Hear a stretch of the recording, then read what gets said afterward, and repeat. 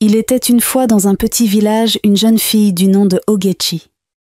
Ogechi n'avait que 14 ans quand elle a commencé à sortir avec un garçon appelé Emeka, qui avait 18 ans. Malgré les mises en garde sévères de sa mère, Ogechi sortait en cachette pour aller voir Emeka quand personne n'était à la maison.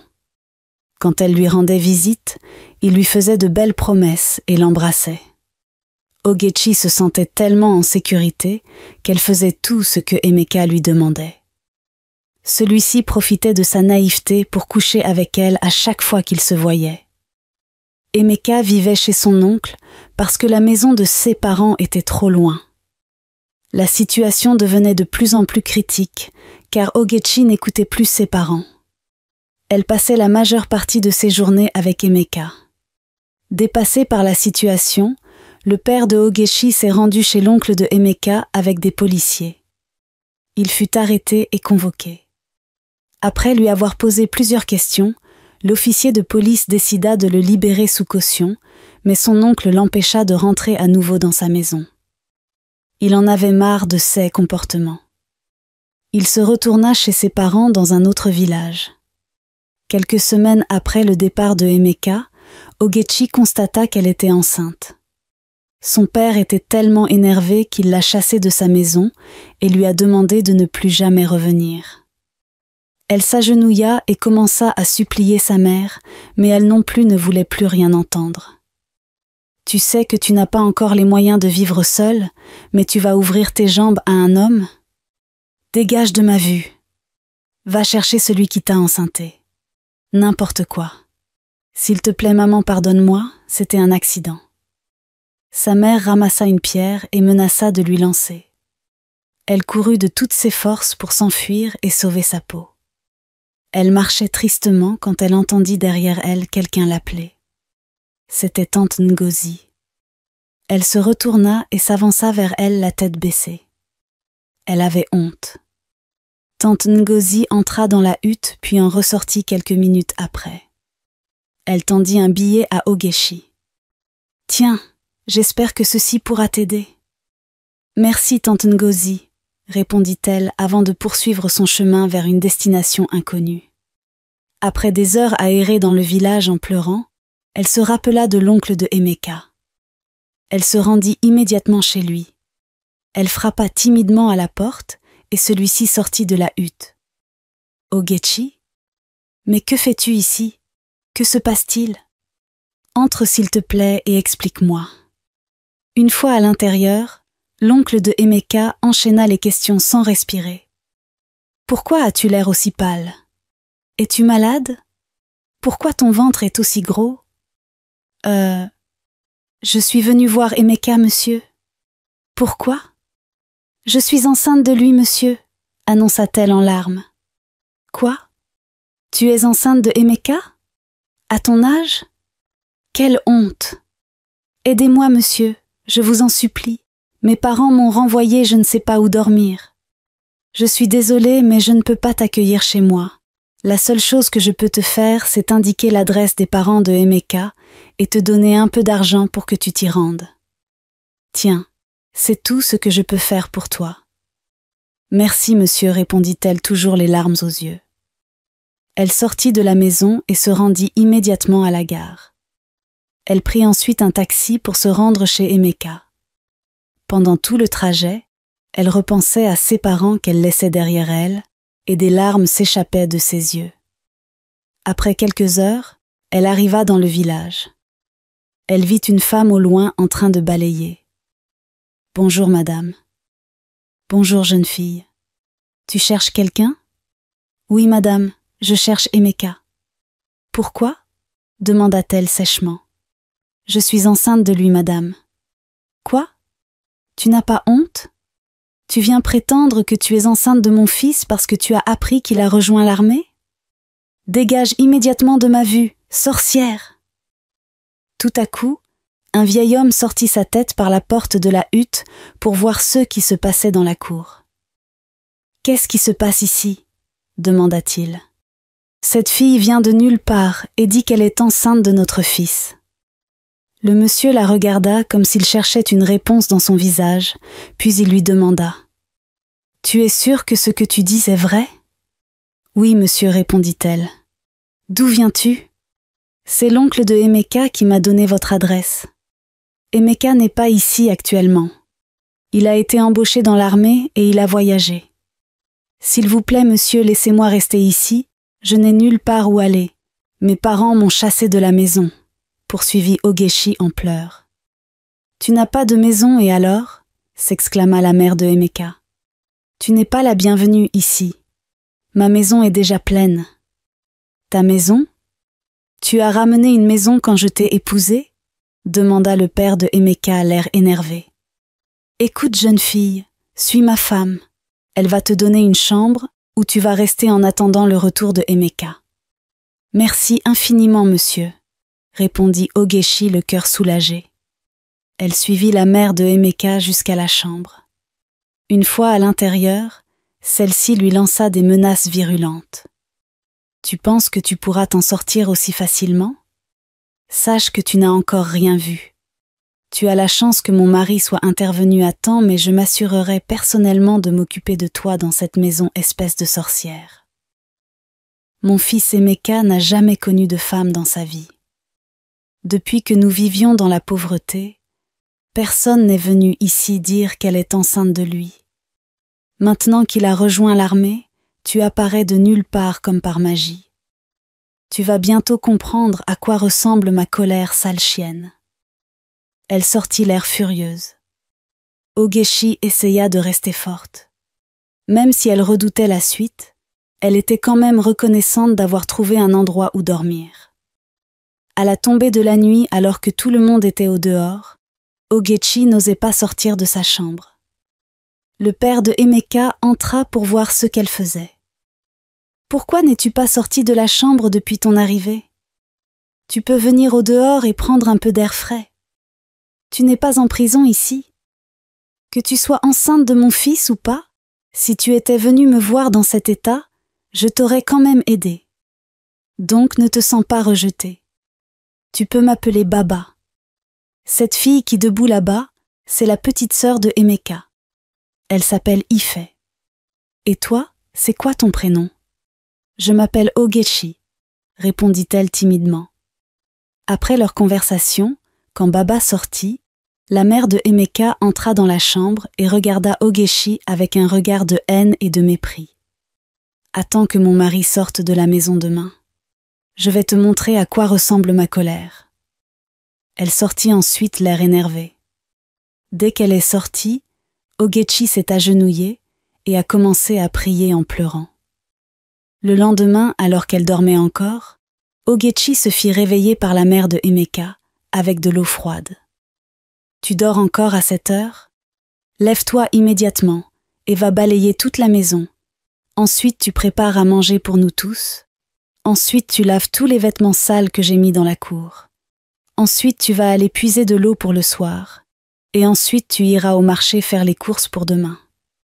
Si tu ne finis pas tout, ce que j'ai demandé avant 16 heures, sache que tu n'as rien à manger ici. » Pendant plusieurs mois, Ogechi vécut chez les parents de Emeka, où elle se faisait maltraiter par la mère de Emeka chaque jour. Elle ne manquait aucune occasion pour la frapper. Un matin, alors qu'elle balayait le salon, elle aperçut la silhouette de quelqu'un entrer. La personne ressemblait étrangement à Emeka. Elle se pencha pour bien voir et elle se rendit compte que c'était lui. Elle courut pour aller l'embrasser quand soudain, celui-ci le repoussa violemment. « Que fais-tu chez moi ?» Soudain sa mère entra. « Bonne arrivée, mon fils. »« Que fait cette fille ici, maman ?»« Nous en parlerons plus tard, mon fils. Viens d'abord prendre quelque chose à boire. »« Non, maman, je veux comprendre. Dis-moi ce qu'elle fait ici. »« Écoute, cette jeune fille prétend être enceinte de toi et cela fait plus de 6 mois qu'elle habite ici. Je l'ai aussitôt renvoyée quand elle est venue ici, mais ton père lui a donné une chambre pour qu'elle vive ici. » Pendant qu'ils discutaient, Emeka entendit son père l'appeler. Il sortit pour aller le saluer. Après les salutations, il suivit son père à l'intérieur. Pendant ce temps, Ogechi était dans la chambre et pleurait toutes les larmes de son corps. Qu'est-il arrivé à Emeka? Il lui avait toujours dit qu'il était amoureux d'elle et lui avait toujours promis le mariage, et maintenant il lui parle comme s'il ne l'avait jamais connue. Elle s'assit par terre, l'air perdu et désespéré. Quelques minutes plus tard, elle entendit Baba l'appeler au salon pour une réunion avec toute la famille. « Emeka, ça fait maintenant quelques mois que cette jeune fille vit ici avec nous. Elle nous a dit qu'elle était enceinte et que cet enfant était le tien. Que dis-tu à ce sujet ?» Emeka soupira et après quelques secondes de silence, il répondit « Je reconnais avoir couché avec elle une seule fois, mais je ne savais pas qu'elle allait tomber enceinte. » Son père lui répondit « Très bien. Maintenant que tu es assez âgé pour coucher avec des filles, sache que tu devras aussi t'occuper d'elles.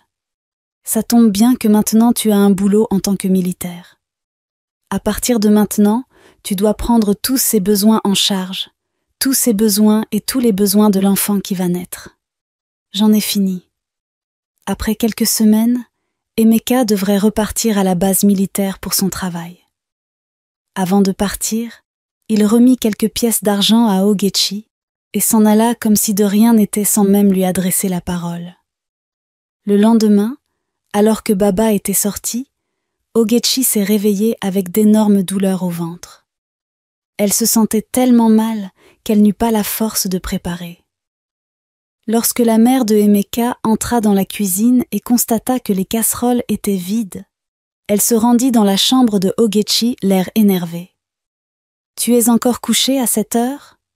Et depuis le matin tu n'as rien préparé? C'est à moi de te servir dans ma propre maison ?» Avant même qu'elle n'eût le temps de se justifier, elle se jeta sur elle et se mit à la rouer de coups de balai sans tenir compte de son état de grossesse. Elle la frappa tellement violemment qu'elle s'évanouit. Lorsqu'elle se réveilla, elle se retrouva à l'hôpital. Les médecins étaient obligés de lui faire une césarienne pour sauver la vie de l'enfant. Elle accoucha prématurément d'une fille. Elle se retourna à nouveau chez les parents de Emeka. Même si la mère de Emeka lui menait la vie dure, elle n'avait nulle part où aller. Depuis l'accouchement, Emeka n'est jamais venue lui rendre visite et n'a même pas songé à voir l'enfant.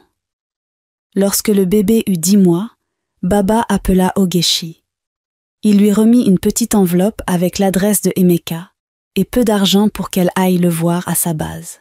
« Tu dois lui rendre visite, c'est aussi son enfant, et il doit le voir. » Ogechi acquiesça et fit ses bagages. Elle se rendit à la gare avec son bébé au dos. Elle prit le taxi et se rendit à l'adresse inscrite sur le papier.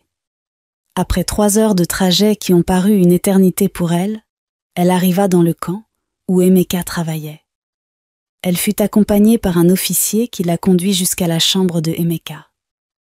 Une fois arrivée, elle remarqua une paire de talons à l'entrée. Elle se doutait de ce que cela présageait, mais frappa quand même à la porte. Emeka sortit de l'intérieur, l'air étonné de la voir. « Toi encore? Comment as-tu eu mon adresse et pourquoi es-tu venue ici?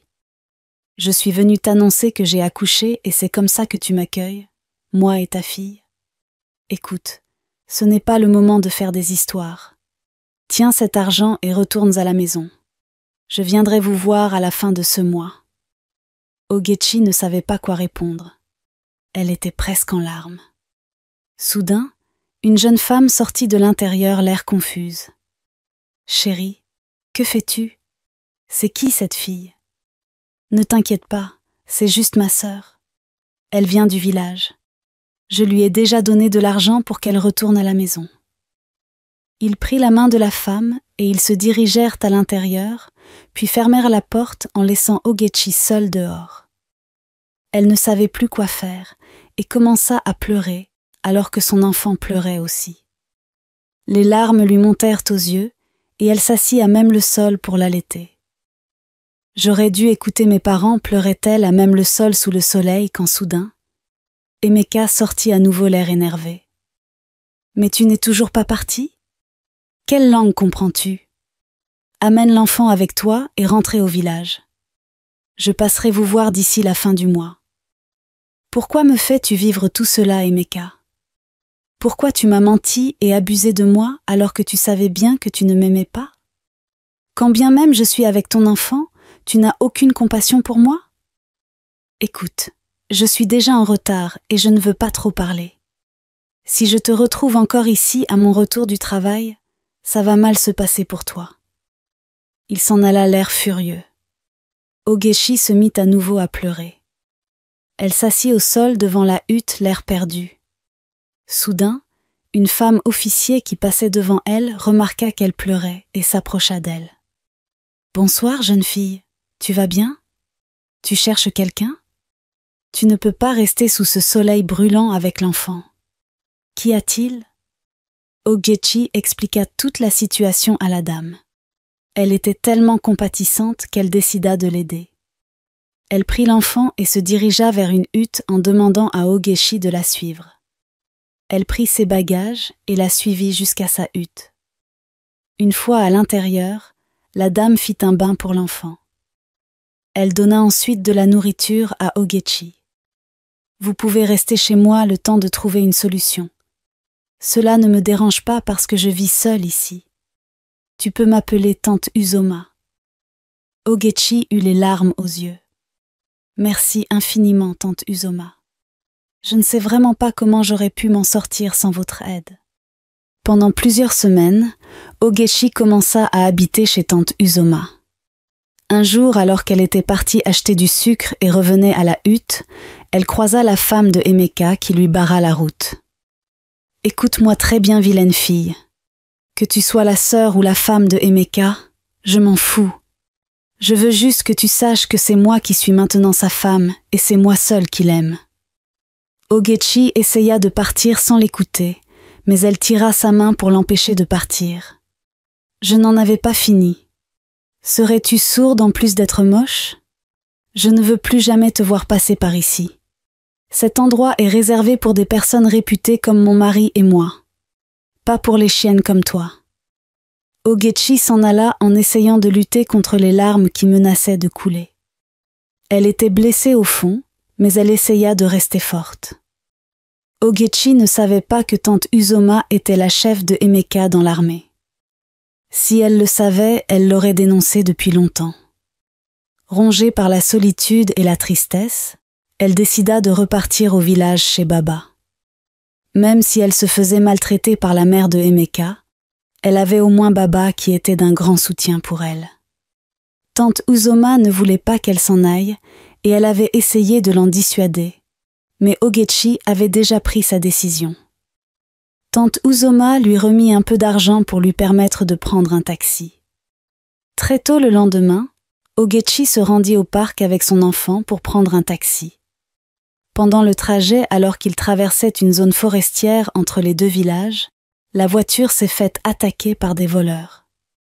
Le chauffeur manœuvra en urgence pour aller se retrouver en pleine forêt.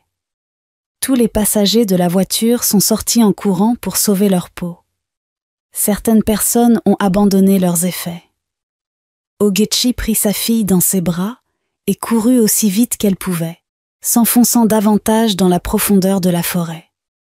Elle finit par s'arrêter en plein milieu de la forêt, l'air paniqué alors que l'enfant commençait à pleurer dans ses bras. Soudain, elle entendit une voix derrière elle. « Qui est là ?» Elle était terrorisée et le visage en sueur. Elle s'agenouilla et commença à pleurer. « S'il vous plaît, ne me faites pas de mal. » Soudain, un monsieur plus ou moins âgé sortit des buissons et s'avança vers elle. « Levez-vous, jeune fille. Je ne vous veux aucun mal. Je suis juste venue ici pour chercher des herbes médicinales. Mais que faites-vous seule au milieu de la forêt avec un enfant ?» Ogechi se releva et lui expliqua brièvement sa mésaventure. Le monsieur était désolé pour elle. « Je vis ici. Suivez-moi, je vous héberge chez moi pour la nuit. » Le monsieur prit l'enfant de ses mains et lui demanda de le suivre. Elle suivit le monsieur qui le conduisit vers une petite maison au milieu des bois. Le monsieur lui donna de la nourriture et un peu d'eau. Pendant qu'elle mangeait, elle entendit la conversation du monsieur et sa femme à l'intérieur de la hutte. « Qui est cette fille que tu as ramenée ? Tu as oublié que le festival des revenants a commencé hier et qu'il est interdit d'accueillir des étrangers? Dis-lui de partir. Je ne veux pas de problème. Mais qui saura qu'elle est étrangère si on ne dit rien à personne? Tu as juste à garder ta bouche, lui répondit le monsieur.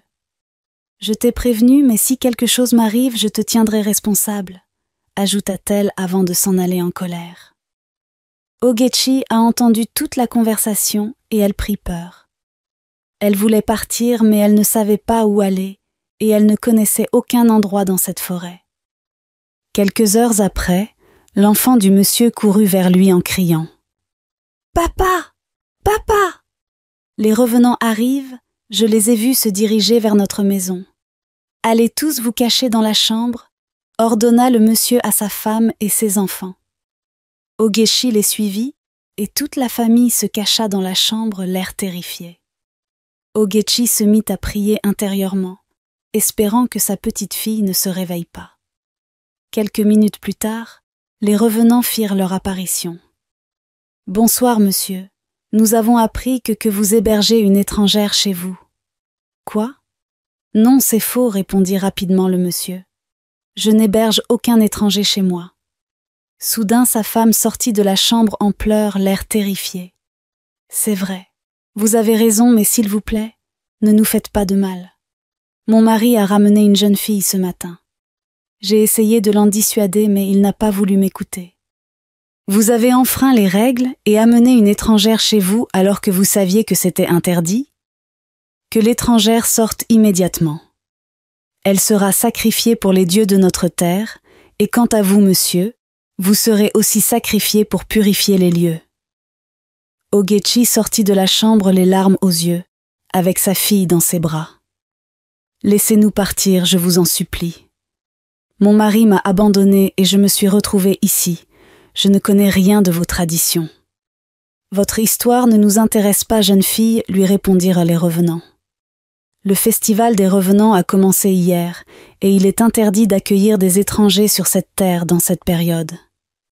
Vous et votre enfant seront sacrifiés, ainsi que le monsieur qui vous a accueilli. » Ogechi pleurait toutes les larmes de son corps. Elle était perdue. Elle priait et espérait désespérément un miracle. « Emmenez-la » ordonnèrent les revenants. Elle fut amenée de force avec son enfant. Ils arrivèrent dans une zone éloignée au milieu de la forêt, où plusieurs revenants les attendaient. Un des revenants s'approcha d'elle et souleva une calebasse et essaya de toucher sa tête.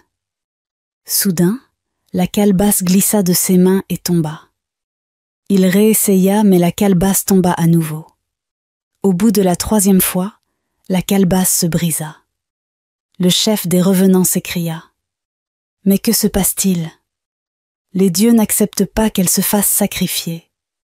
D'où l'avez-vous amenée ? » « On l'a trouvée chez l'herboriste qui vit au milieu de la forêt, » répondirent les revenants ensemble. « Elle n'est pas une étrangère, elle est une indigène. Chassez-la loin d'ici, » ordonna le chef des revenants. Elle se fit chasser par les revenants. Elle courut de toutes ses forces sans rien comprendre à ce qui se passait. Après plusieurs heures à marcher seule au milieu de la forêt, elle finit par trouver la sortie et se retrouva dans un village qui lui était totalement inconnu. Elle aperçut au loin devant elle un grand bâtiment. C'était une église catholique. Elle y entra et s'agenouilla en pleurs et remercia Dieu de l'avoir sauvée. Elle profita pour dormir dans l'église cette nuit. Le jour suivant, les villageois se sont dirigés vers le bâtiment de l'église pour la messe du matin. Elle était assise devant le bâtiment et tout le monde la regardait bizarrement parce qu'elle était dans un mauvais état. À la fin de la messe, les villageois ont cotisé de l'argent pour elle, pour lui permettre de continuer son chemin pour rentrer. Elle prit les sous et se rendit de nouveau à la gare. Après 2 heures de route, elle arriva dans le village de Baba.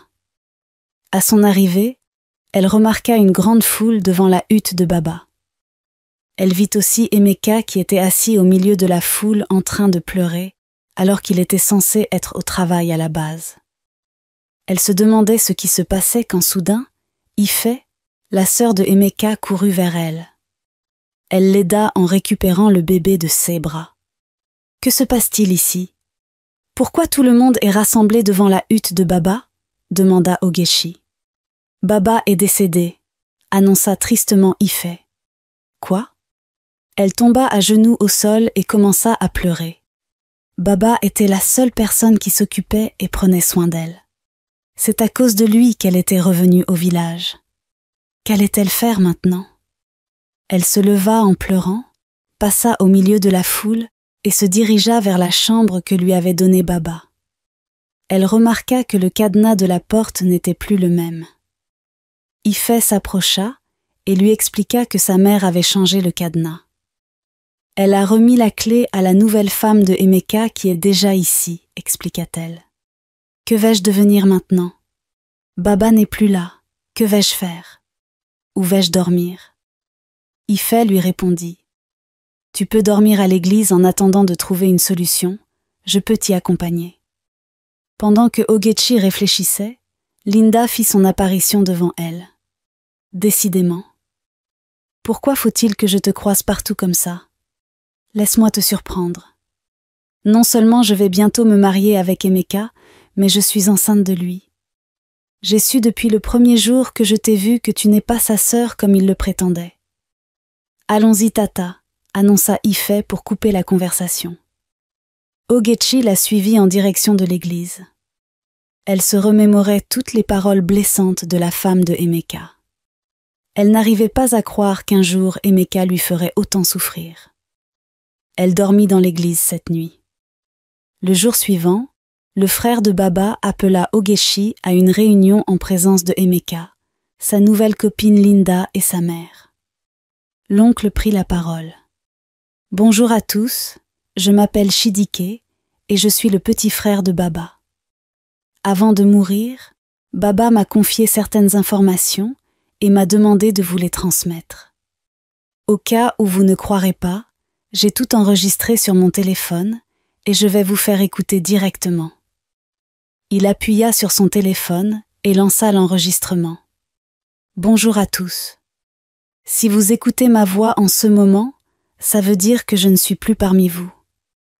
Je fais cet audio pour informer Emeka de ce qu'il est dans l'obligation stricte d'épouser Ogechi et de faire d'elle sa seule femme.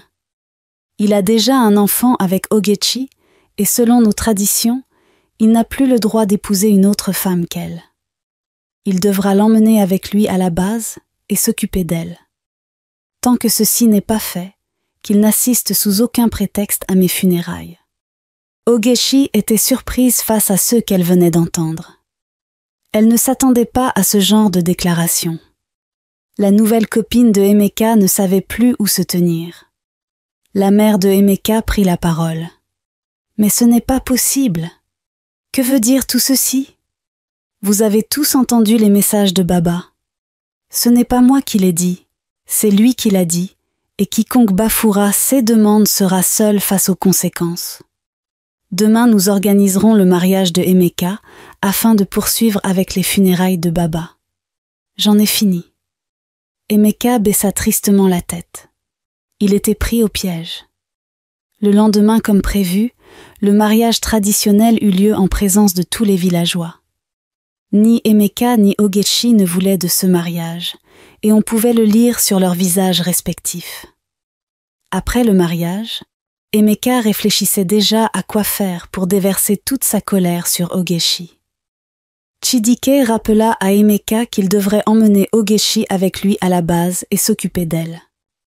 Quant à Ogechi, elle ne voulait pas partir avec Emeka, mais elle n'avait plus nulle part où aller surtout maintenant que Baba était mort. Elle était obligée de le suivre. Elle décida de passer quelques jours à l'église pour prier avant le départ. Chaque soir, elle priait et demandait à Dieu de l'aider à éloigner la petite amie de Emeka de sa vie. Un soir, alors qu'elle priait encore, Ife courut vers l'église pour la voir. « Que se passe-t-il, Ife? Tu m'as fait peur. Pourquoi tu es sortie de la maison cette nuit?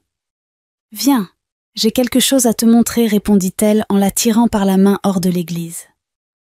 Elle la traîna devant la hutte de Baba, où elle vit la petite amie de Emeka assise au sol en train de pleurer avec ses bagages. « Qu'est-ce qui lui arrive ?» demanda Ogechi. Elle se plaint d'avoir vu le fantôme de Baba dans la chambre. Maman lui a demandé de faire ses affaires et de partir en attendant qu'elle ne trouve une solution. Elle quitta le village cette même nuit en pleurs. Le jour suivant, Ogechi entra dans la cuisine pour trouver quelque chose à manger, mais elle constata que toutes les marmites étaient vides. Elle se rendit au marché et acheta du riz avec l'argent que lui avaient cotisé les fidèles de l'église. Pendant qu'elle préparait dans la cuisine, la mère de Emeka entra l'air énervé. « Que fais-tu là ?»« Bonjour maman, je n'ai pas mangé depuis hier, je suis en train de préparer du riz. »« Mon riz ? Non maman, je l'ai acheté moi-même. »« Avec quel argent ? Tu as volé mon riz et tu essaies de mentir ? Donne-moi ce riz et sors rapidement de ma cuisine, petite sorcière. Baba n'est plus là maintenant pour te protéger. Tu verras ce que je te ferai dans cette maison. » Elle fondit en larmes et sortit de la cuisine et se rendit à nouveau dans l'église. Elle avait faim et pleurait, impuissante. Quelques minutes plus tard, Ifé lui amena un plat de ragoût. Elle mangea rapidement comme si elle n'avait jamais mangé de sa vie, alors que tout le monde les regardait. Le jour suivant, Emeka lui rendit visite pour la première fois à l'église. Il lui expliqua qu'il partirait à la base le lendemain. Ogechi eut une lueur d'espoir. Elle espérait qu'il changerait et qu'il l'aimerait à nouveau, comme à la belle époque. Le lendemain, avant de partir, elle prit Ifé dans ses bras. « Merci infiniment pour tout, Ifé. Tu es très gentille et comme Baba le faisait de son vivant, tu m'as beaucoup aidée depuis que je suis ici.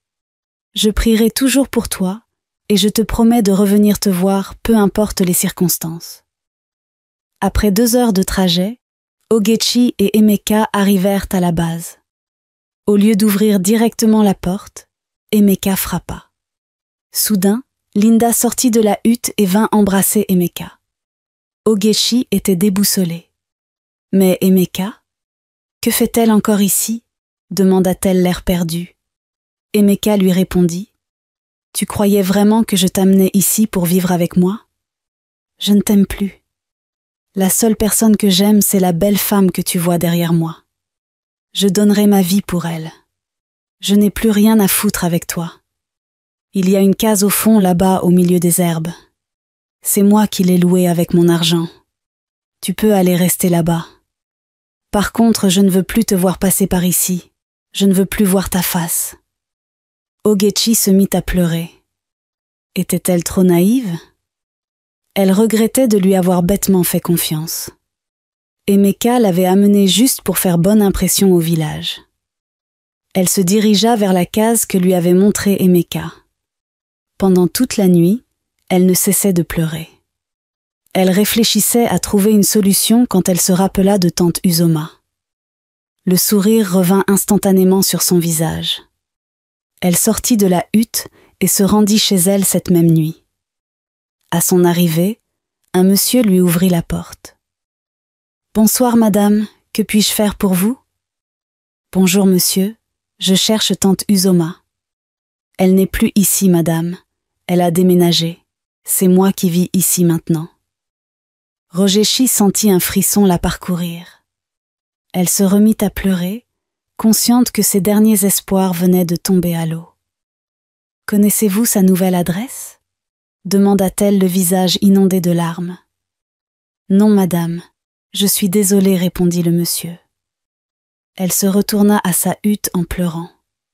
Quelques semaines après, Emeka lui rendit visite dans sa hutte. « Je suis en train de déménager avec ma femme demain. Nous allons nous installer ailleurs car elle est enceinte et je dois prendre soin d'elle. J'ai un ami de longue date qui recherche une femme de ménage.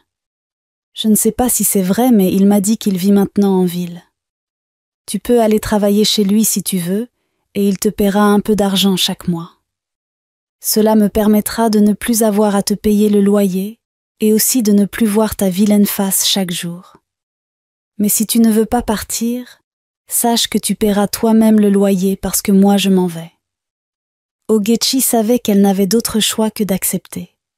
De toute façon, elle avait du mal à nourrir son enfant. Le lendemain, Emeka déménagea comme prévu avec Linda. Une semaine après, l'ami de Emeka arriva chez Ogechi au village comme prévu. Il était très bien habillé et était venu avec une très belle voiture. Il embarqua Ogechi et son enfant dans la voiture et les conduisit chez lui en ville. C'était la première fois que Ogechi se rendait en ville. Arrivée à l'intérieur de la maison, elle regardait partout autour d'elle l'air perdu face à la beauté de la maison. Une fois dans le salon, le monsieur tenta de lui poser quelques questions. « Bonsoir à nouveau, Ogechi. Tu peux m'appeler monsieur Ikena. Ici, c'est ma maison et c'est ici que tu vas travailler. Je tiens juste à te préciser que tu n'es pas ici pour travailler en tant que domestique, mais plutôt en tant que femme de ménage. Il est important que tu fasses la nuance. Je t'emploie ici parce que ma femme que tu vois là-bas est enceinte, et je ne veux plus qu'elle travaille.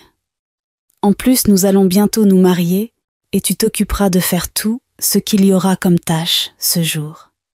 Je te paierai un bon salaire pour que tu te sentes à l'aise, et tu seras nourri et hébergé ici. Maintenant, je suis curieux d'en savoir un peu plus de toi, ta vie et ta famille. » Ogechi baissa tristement la tête. Elle ne savait pas par où commencer. Elle commença à raconter tristement son histoire au monsieur, en s'efforçant de ne pas pleurer. Quand elle finit de raconter toute l'histoire, monsieur Ikena lui demanda l'air perplexe. « Mon ami Emeka est donc le père de ta petite fille ? » « Oui, monsieur, » répondit tristement Ogechi. « Comment a-t-il pu te faire vivre autant de souffrances alors que tu es la mère de son enfant ?» Monsieur Ikena était déçu. Il prit son téléphone pour appeler la police quand Ogechi l'en empêcha. « Non, ne faites pas ça, monsieur Ikena. Je ne voudrais pas qu'il aille en prison. Je laisse Dieu régler ma cause. Je suis vraiment désolé pour tout. » « Ce que tu as vécu à ton âge, reprit monsieur Ikena. À ta place, j'aurais informé la police pour qu'ils payent pour ces crimes, mais je ne suis pas non plus là pour te forcer à prendre cette décision. Néanmoins, tu peux commencer à travailler ici à partir de demain. Ne t'inquiète pas, je te paierai plus que le salaire que je t'ai promis. » Le jour suivant, Ogechi commença à travailler chez le monsieur. Elle se réveillait tôt et s'occupait de toutes les tâches domestiques de la maison. Monsieur Ikena lui payait beaucoup d'argent, plus que ce qu'elle méritait réellement pour son travail. Elle était très heureuse. Pendant des années, elle commença à reprendre goût à la vie et sa fille Femi avait beaucoup grandi. Elle passait beaucoup de temps avec elle et subvenait aisément à tous ses besoins.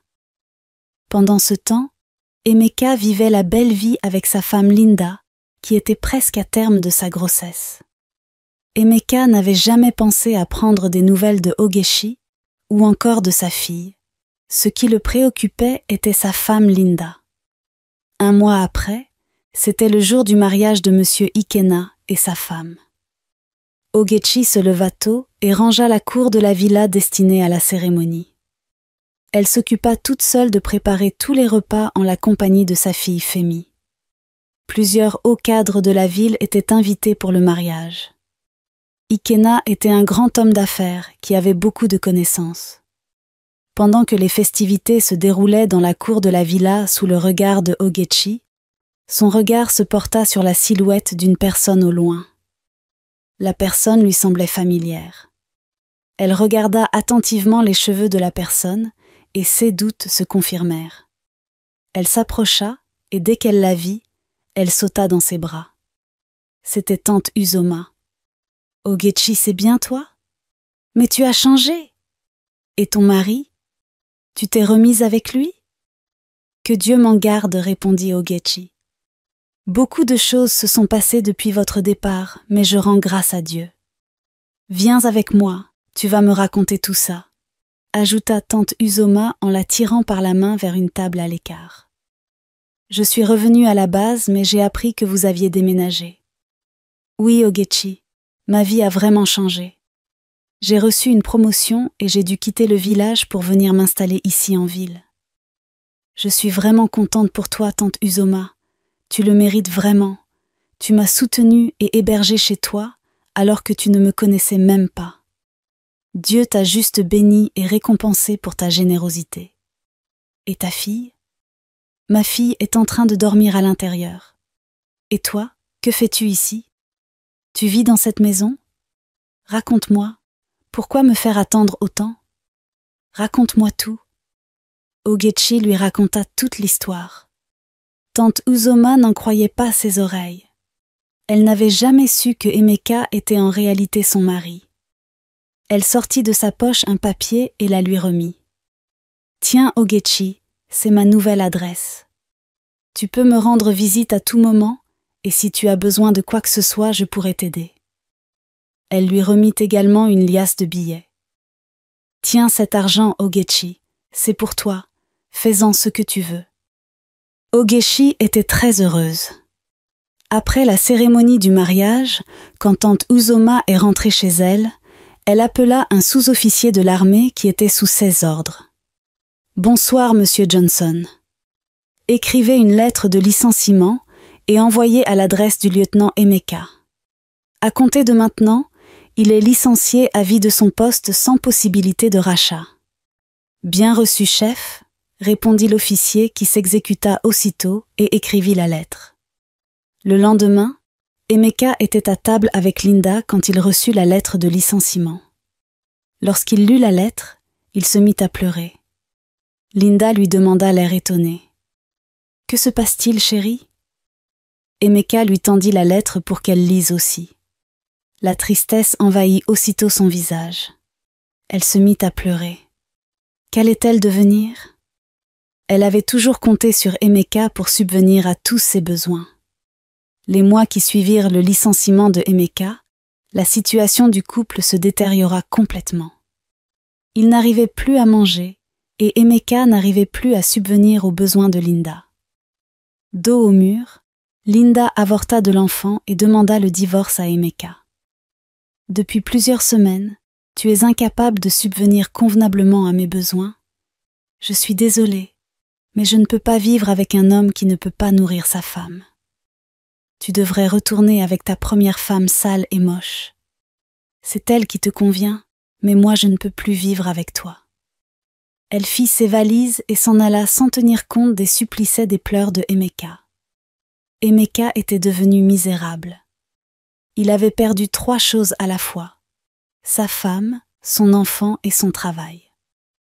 Pendant ce temps, Ogechi continuait de travailler chez Monsieur Ikena. Elle était très bien payée et était très épanouie. Maintenant que la vie lui avait souri, elle décida de rendre visite à Ife au village. Depuis que Baba était mort, c'était la seule personne dans la famille de Emeka qui l'avait toujours aidée et soutenue. Elle avait prévu de la remercier et la ramener avec elle en ville. Le lendemain, à la bonne heure, elle prit sa voiture et se rendit au village de Baba accompagnée de sa fille Femi. Quand elle descendit de la voiture avec sa fille, la mère de Emeka était assise à l'entrée de la hutte et avait l'air très triste. Elle ne savait pas qu'il s'agissait de Ogechi. Elle courut vers elle pour l'accueillir et soudain, elle remarqua qu'il s'agissait d'elle en réalité. Prise de honte, elle se retourna sans adresser mot. Elle avait tellement honte qu'elle n'osa pas l'approcher. Ogechi cria le nom de Ife. « Ife! Ife !»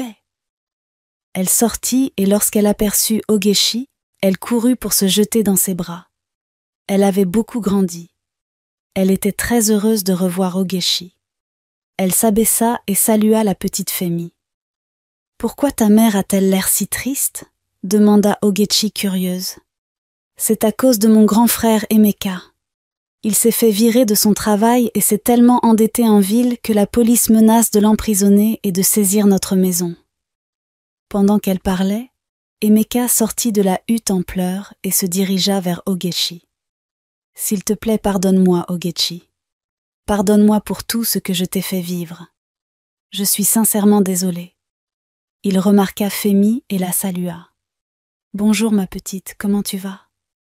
Femi ne le connaissait pas et se cacha derrière sa mère. Il reprit. Je vois que tu as maintenant beaucoup d'argent et que tu as une voiture. S'il te plaît, aide-moi. La police menace de m'emprisonner et de saisir notre maison. Je ne veux pas faire souffrir ma mère à cause de mes bêtises. Combien te faut-il pour payer tes dettes ? Demanda Ogechi. J'ai besoin de 2 millions, répondit-il. Ogechi se dirigea vers sa voiture pour aller prendre de l'argent. Elle revint et lui tendit une liasse de billets. Merci infiniment, Ogechi. S'il te plaît, pardonne-moi.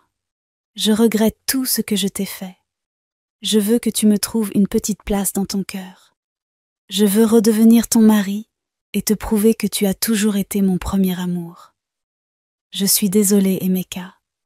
Je t'ai peut-être pardonné, mais je n'oublierai jamais tout ce que tu m'as fait subir. Elle se retourna et se dirigea vers sa voiture, laissant Emeka à genoux en pleurs.